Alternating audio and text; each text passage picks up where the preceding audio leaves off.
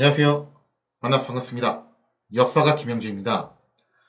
한중일 근대산업국지 제161부 운현궁 신무기를 개발하다 라는 주제를 가지고 오늘 여러분과 함께 할 겁니다. 1866년 11월 9일에 벌어졌던 정적산성 전투에서 조선군이 극적인 승리를 거머쥐게 되면서 병인 양류는 최종적으로 조선의 승리로 막을 내리게 됩니다. 사실 조선이라고 해서 두 차례의 아편 전쟁 때 청이, 그 막강한 제국이었던 청이 영국과 프랑스 등의 양이들에게 수도 베이징까지 탈탈 털리고 황제가 열하로 도망을 쳤다. 모르진 않죠. 열하에 문안 인사도 보내고 그랬잖아요. 당시 갔다 왔던 조선 서신들도 눈이 있고 귀가 있는데 이런 거 전혀 감지를 못했을 리가 없죠.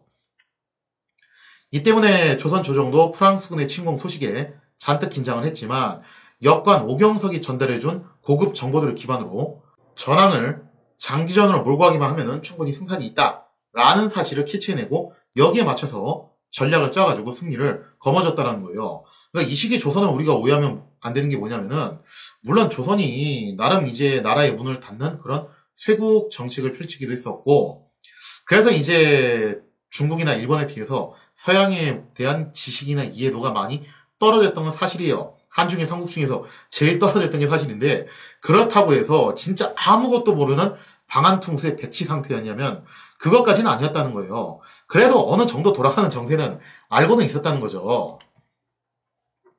조선 조정은 어쨌든 승전을 자축하면서 특히 정적산성에서 큰 전공을 세운 양원수를 한성부 좌윤, 지금으로 치자면은 서울시 부시장 정도쯤 되려나요?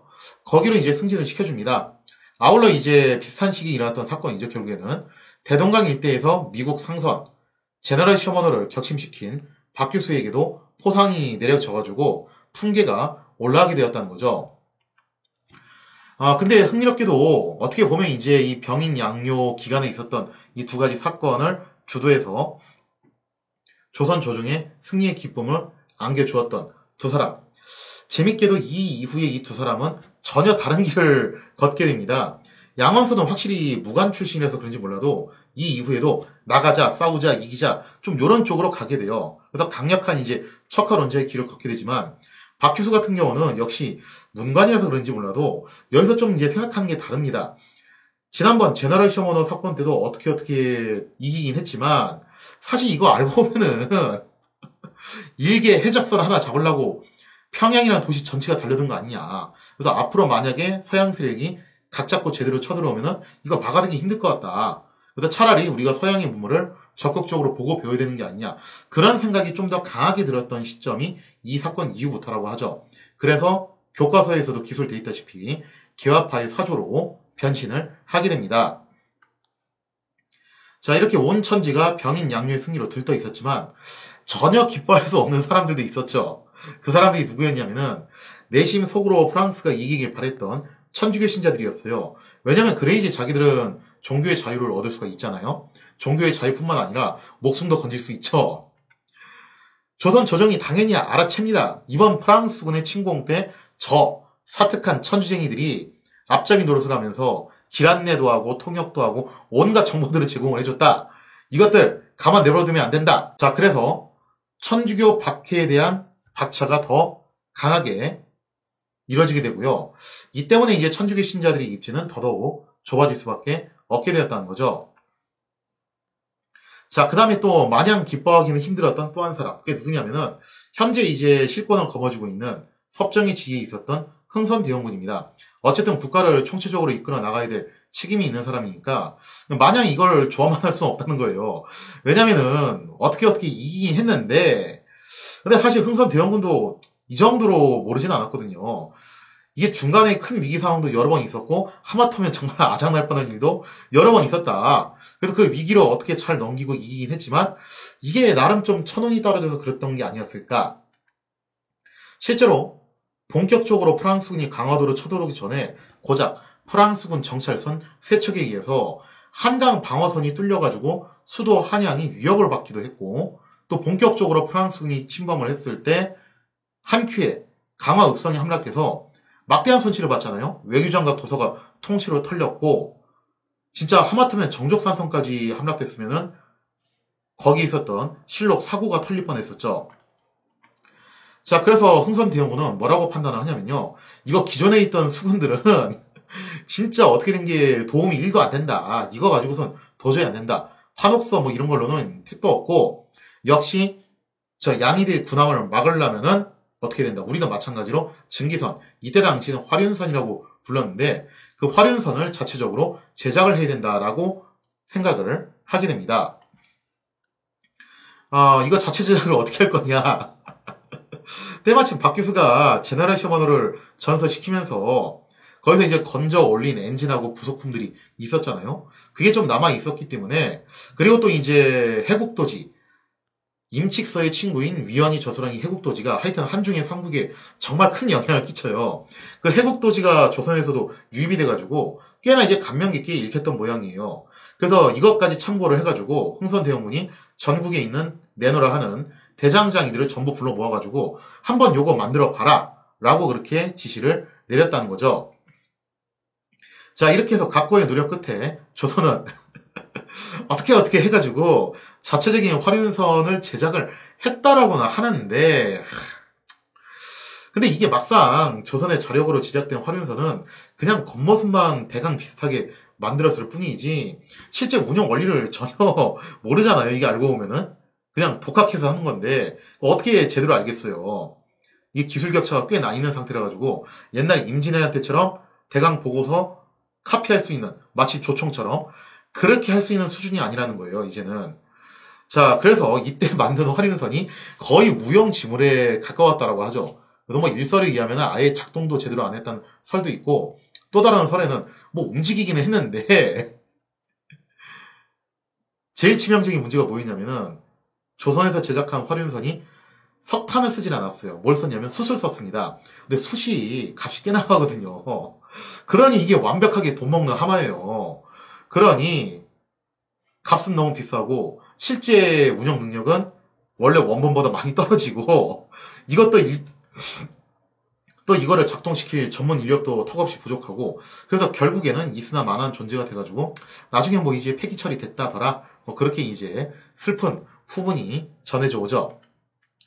자, 화륜선 제작이 사실상 별다른 성과 없이 실패로 돌아가자 흥선대원군은 다른 방법을 강구를 하게 됩니다. 그래서 이제 흥선대원군이 뭐라고 생각하냐면은 조금 더 적은 비용으로 고도의 효율을 뽑아낼 수 있는 일종의 비대칭 전략이죠. 바로 수레포라는 것을 제작을 하게 됐다는 거죠. 자, 이렇게 해서 각고의 연구 끝에 신헌, 앞으로 자주 등장하게 될 분인데 이 시기에 활동했던 굉장히 중요한 무장이죠. 이 신헌이라는 무장이 발명한 수레포란 과연 무엇인가? 나름 또 명색이 이 시대에 제작되었던 기뢰입니다. 이 시대에도 기뢰가 있었는데 기억하시는 분들 계시겠지만 영국군이 일본 가고시마 해안을 한번 포격을 했잖아요. 근데 사스마번에게 응징을 가하기 위해서 사스마 무사 한 명이 영국 상인을 살해했던 사건에 대한 보복 조치였죠. 자, 그래서 이때 당시에 사스마번에서도 자체 제작한 기뢰를 사용을 하려고 했었단 말이에요. 깔기는 깔았는데 그게 터지질 않아가지고 별다른 뭐 그냥 성과 없이 끝나긴 했었는데, 아무튼 이때 조선에서도 나름 이제 해국도지나 그런 이제 청에서 들여온 서적들을 토대로 참고를 해가지고 수레포라는 것을 발명을 했다라는 거죠. 이게 일종의 기뢰이면서도 시한폭탄의 역할을 했다라고 합니다. 위력 자체도 꽤 괜찮았대요. 근데 문제가 뭐였냐면은 이 수레포는 적의 군함 코앞까지 가가지고 설치를 해야 되는, 이 시간 맞춰서 터트려야 되기 때문에 그렇게 설치를 해야 된다는 좀 다소 치명적인 단점이 존재를 했다라는 거죠. 그래서 운영상이 좀 한계점이 많았다고 합니다. 이건 사스마번에서 제작했던 수레포도 마찬가지였거든요. 그래서 그런 한계점이 있었다라는 게 다소 아쉬운 부분이었고요. 그리고 또 이런저런 고민 끝에 흥선대원군은 뭐라고 판단을 하냐면은 역시 서양 세력의 침공을 막기 위해서는 아예 강화해협에서 적의 침입을 차단을 해야 된다라는 그런 결론을 내리게 되었다는 겁니다. 지난번 프랑스 침공 때는 가급적 프랑스군의 비위를 건드리지 않게 하기 위해서 일선 해안 포대들한테 먼저 선제 공격하지 마라, 그렇게 이제 지시를 내렸거든요. 그랬더니 얘들이 한강 안까지 막 들어오고 강화 옥성을 들쑤시고 다니고 그랬다는 거예요. 그래서 이제 서양 세력하고는 본격적으로 전쟁 모드로 갈 게 뻔하니까 그렇다면은 다음번에 서양 세력이 침공을 해오면은 아예 어디서 커트를 해야 된다. 강화 해협의 입구에서 커트를 하는 것이 좋지 않겠냐. 그래서 해안을 따라서 강력한 요새선을 구축하는 것이 옳다라고 여기게 되었다는 거죠. 자, 그래서 흥선대원군은 초지진, 덕신진, 광송부 등의 해안 요새들을 보강하는 작업을 명하게 됩니다. 그리고 청에서 들여온 서양 서적들을 참고해가지고 서양식 화포를 본따가지고 새로운 형태의 대포를 제작하게 됐어요. 그게 이른바 운영궁에서 제작했다고 해가지고 운영궁, 소포, 중포, 대포들이었어요. 그러니까 이 시기에 운영궁이 나름 이제 조선 기술의 메카 역할을 했던 곳인데요. 여기서 꽤 이런저런 발명품들이 많이 만들어지게 됩니다.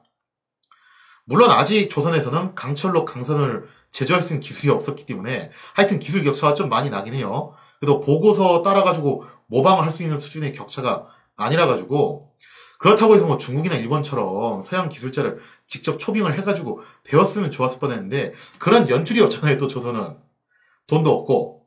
그래서 아쉬운 대로 기존에 청동으로 제작을 했다는 한계점이 있기는 했죠. 그럼 도대체 뭐가 다른 거냐? 사실 진짜 변화는 이거였는데요. 대포 자체보다도 포차에 대한 변화가 굉장히 크게 발생을 했다라는 겁니다. 기존에 조선에서 사용하던 포차는요. 동거라고 해가지고 그냥 네모 반듯한 수레바퀴였어요. 그래서 여기에다가 뭐 이제 총통을 갖다 장착을 해가지고 대강 줄로 묶어놓고 대포로 이제 탕 쏘면은 이게 수레에 장착된 거니까 이게 뒤로 밀릴 거 아니에요? 그 밀려날 때의 충격을 흡수할 목적으로 이 대포 뒤에다가 흙으로 쌓은 축대를 건설을 한 거예요. 간이 축대를 갖다 쌓아놓고 그 충격을 여기서 흡수를 하게끔 그렇게 했다는 거죠. 원래 대포를 그런 식으로 이제 운영을 했었는데 1868년 무렵입니다. 역시 이제 신원이 마반차라는 것을 개발을 해가지고 나름 고각뿐만 아니라 좌우 회전까지 가능한 신형 포차를 개발했다는 거죠. 기존의 조선이 보유했던 포차는 그래도 좀 이제 고각은 조절이 됐어요. 하지만 좌우 회전은 상당히 힘들었는데 그 좌우 회전을 용이하게 만든 포차가 개발이 되니 그게 바로 신원의 마반차죠. 사실 이거 고중 오류가 하나 있는데 그게 뭐냐면은 영화 명량에 저 마반차가 등장하거든요. 그거 고중 오류예요. 그 시대는 아직 그게 없었고요. 지금 전쟁 기념관에 가면은 보실 수 있습니다.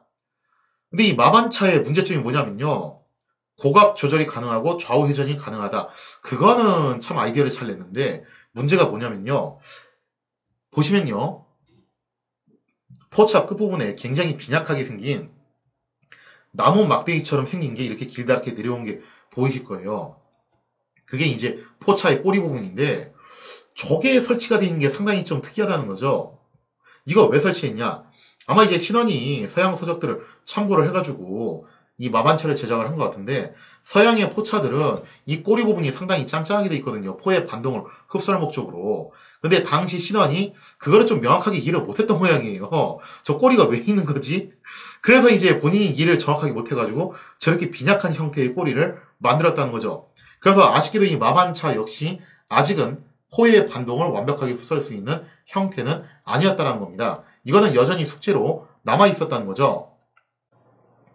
자, 그래서 1869년 운영궁에서 새롭게 제작한 신형 포차가 만들어지게 되는데요. 그게 사진에서 보시는 바로 저 포차예요. 이게 당시 서양 군대가 썼던 포차하고 거의 비슷한 구조거든요. 이거는 좀 제대로 이해하고 맞는 게 맞아요. 그 비결이 뭐냐면은 바로 그 뒤에 있는 꼬리 부분인데 이 꼬리 부분이 지면에 저렇게 딱 고정이 돼 있죠. 그래서 대포를 쏠 때 이 반동을 이 꼬리가 지면 쪽으로 흡수를 시켜가지고 그 뒤로 밀려나는 폭을 상당히 줄여준다라는 거예요. 자, 그래서 이 포차의 꼬리가 이제 지면을 지지를 함으로써 앞으로 조선의 대포들도 특별히 축대를 쌓지 않더라도 대포의 반동을 흡수를 할 수가 있게 되었다는 거죠. 이건 말고도 서양의 라이플 소총, 이게 원거리에서 그냥 팡팡 써가지고 맞추니까 조총으로 대항하려면은 어느 정도 접근을 해야 되는데 그 사이에 우리가 벌집이 된다. 이거 어떻게 할 거냐? 그래서 나름의 방탄복을 제작하려는 시도도 있게 됩니다. 그 결과 나온 것이 아마 다들 한 번쯤 이야기는 들어보셨을 텐데 두꺼운 천을 여러 겹으로 겹쳐가지고 만든 면제 배갑이라는 거였죠. 나름의 방탄복 역할을 하는 방어구였습니다.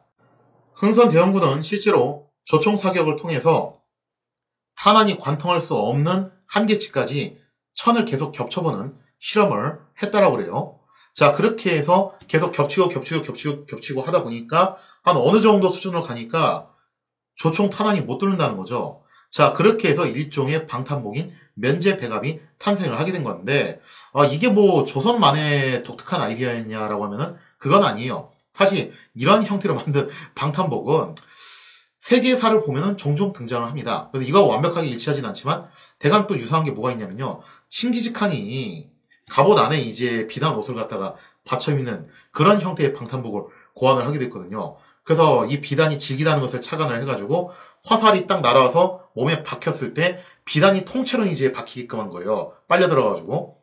실제로 이 화살이 맞았을 때 제일 크게 문제가 되는 게 뭐냐면은 화살을 뽑다가 화살촉 끝부분이 부러진 상태로 남아가지고 화상품이 걸려가지고 사람이 이제 죽는 경우가 꽤 있었는데 그것을 방지할 목적으로 또 화살을 쉽게 뽑아내고 또 아예 그냥 그 비단을 갖다가 그대로 동염해가지고 지열 효과를 낼 목적으로 그런 형태의 나름의 일종의 방탄복이죠 이것도. 그걸 이제 만들기도 했어요. 그래서 세계사 쪽으로 보면은 이게 한 번쯤 생각해볼 만한 아이디어였고 뭐 조선만의 특별한 것은 아니었죠.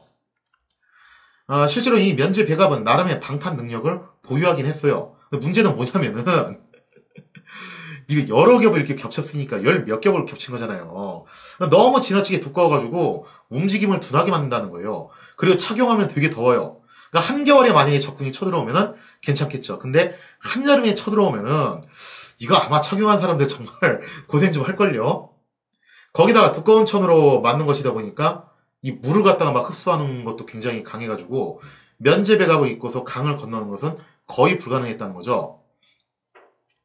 무엇보다도 면제 배갑이 총탄에 대한 방어력만 있었지 포탄이나 화염에 대한 방어력은 전무했다는 겁니다. 물론 포탄을 막아주는 방탄복은 존재하진 않죠. 근데 중요한 게 뭐냐면은 이게 재질이 목면이다 보니까 불이 너무 잘 붙어요. 즉 서양 세력이 사용하는 장렬탄에 지나치게 취약한 면이 나온다는 거죠. 그래서 이게 정족산선 전투처럼 야포를 안 끌고 오고 라이플 속총만 가지고 온다면은 또 모르겠는데 혹시라도 강력한 야포의 지원 사격을 받으면서 서양 세력이 밀고 들어온다. 그렇다면은 과연 여기서 얼마나 이 면제 배갑이 효율성을 보여줄 것이냐. 그거는 좀 다소 의문스러운 부분이라는 거죠. 이처럼 조선 조정은 나름 심혈을 기울여서 다음번 양의 침입에 대응하기 위해서 이런저런 조치들을 강구하기는 했죠. 하지만 조선이 파악한 서양의 지식과 기술은 너무 일천했습니다. 아주 모르는 건 아니었는데 대개 다 이제 중국에서 들여온 서적을 통해서 한 달이 건너서 온 거죠. 그리고 독학을 해서 배운 거예요. 그러다 보니까 직접 서양 기술자한테 배운 거에 비해서 이게 좀 많이 떨어질 수밖에 없다라는 거예요. 그리고 또 조선이라는 나라가 보유한 자원도 너무 턱없이 부족했기 때문에 이게 매번 이과 한숨 대잔치가 나올 수밖에 없었다라는 거예요. 결국 조선 입장에서 가장 최선은 뭐였냐면은 다시는 이런 일이 일어나지 말아야 되는 겁니다. 병인 양요와 같은 참화가 일어나지 않기를 바라는 것뿐이었다는 거죠. 그러나 다들 아시다시피 이제부터 조선은 본격적으로 핫플레이스, 불장으로 진입을 하게 됩니다. 이제 점점 서양 각국들이 조선에 대해서 관심을 갖게 되면서 하나씩 조선의 문을 두드리기 시작을 하게 되면서 조선은 이제 앞으로 경랑 속으로 빠져들게 된다는 거죠. 하지만 이제 앞으로 닥쳐올 그 경랑이 오기 전까지 잠깐 동안은 조선은 폭풍 전야와 같은 고요한 평화를 만끽할 수가 있었다는 거죠. 자, 이렇게 해서 병인양요 이야기를 마무리를 짓도록 하고요. 다음 시간에는 중국사 쪽으로 넘어갈 건데 중국사로 넘어가기에 앞서서 이 병인양요에서 패배를 했던 프랑스, 과연 프랑스는 당시 어떤 상태였는가? 이 프랑스 이야기를 조금 더 하고 베트남까지 좀 올라가지고 조금 더 짚고 이제 본격적으로 청 이야기로 넘어가도록 하겠습니다.